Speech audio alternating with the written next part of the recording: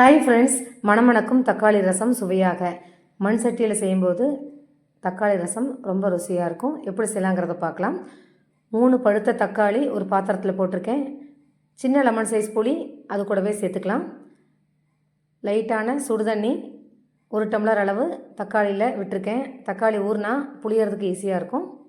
10 நிமிஷம் ஆயிடுச்சு. தக்காளி சுடுதண்ணியில் ஊறிடுச்சு. தக்காளி புளிஞ்சு தோல் நீக்கிடலாம். புளியும் புளிஞ்சு விட்டுடலாம். இது கூடவே நாரெலாம் இருந்தால் எடுத்து வீசிடலாம்.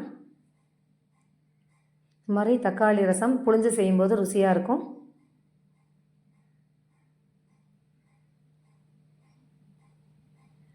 தக்காளி புளிஞ்சு ரெடியாக இருக்குது. 1/2 டம்ளர் தண்ணி விட்டுருக்கேன். ரசப்பொடி 2 ஸ்பூன், உப்பு 1 ஸ்பூன், 1/4 ஸ்பூன் மஞ்சத்தூள் போட்டு தக்காளி கரைசலில் 1/2 டம்ளர் தண்ணி விட்டு கலந்து விட்டுக்கலாம். தக்காளி கரைசலை 1/2 ஸ்பூன் பெருங்காயத்தூள் சேர்த்துருக்கேன்.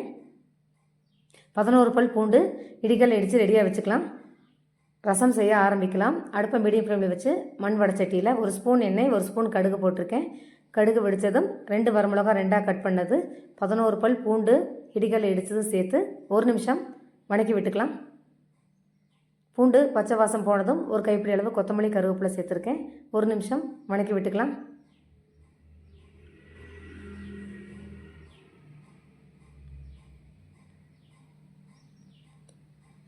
இந்த ரசம் 10 நிமிஷத்தில் ஃபாஸ்ட்டாக ரெடி பண்ணிடலாம்.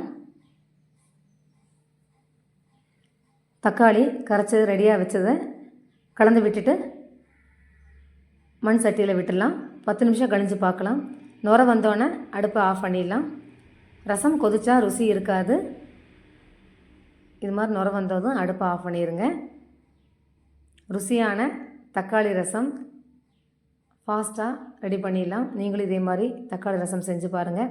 எப்படி இருக்குன்னு கமெண்டில் சொல்லுங்கள். Thank you friends.